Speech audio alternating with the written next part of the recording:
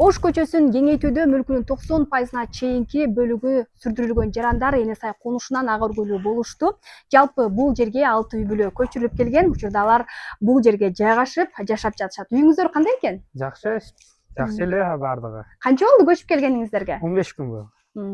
Бул жерде азыр бардык шарты бар, Бар, ооба, бардык шарты бар. Азизулла Бабажановдун жаңы конушка көчүп келгенине туура 15 күн болду. Ош көчөсүн кеңейтүү учурунда анын үйүнүн 70% бузулуп жолго кеткен. Жол үчүн башпа негин берген тургунга кенемте катары 4 бөлмөлүү ак өргө берилген. Учурда эмеректерин жайгаштырып, жаңы конушта турмушун улантууда. Уяда 8 хона үйүм бар эди, почти 4 хонасы да кетти. Полный бузулуп кетти, ошон үчүн уяда бир семьябыз калды экен.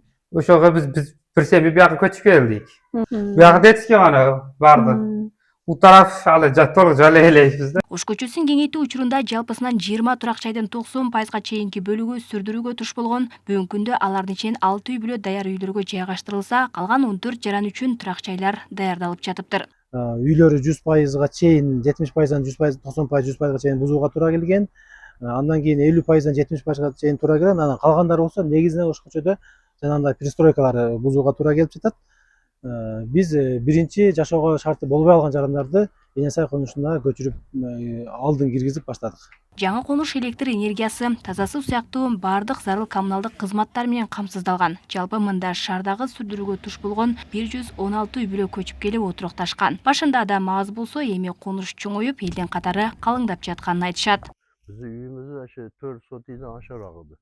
Мен 10 адырдан көчүп келдим. Жалпы 4 сотук жерде үйүм бар болчу. Бирок жол кеңейтилип жатканына байланыштуу ал жерди бошотууга мажбур болдук. Ошентсе да шаардык бийлик бизди талаада калтырбай, компенсация катары ушул жаңы үйдү куруп берди. Көчүп келгенибизге 1 ай болуп калды. Жайгашып көнүшүп жатабыз.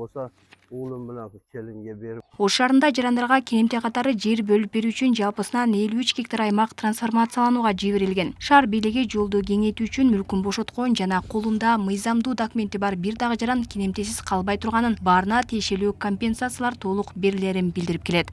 Алмагүл Эрке Байгызы, Залкар Токтосун уулу, Ош ТВ.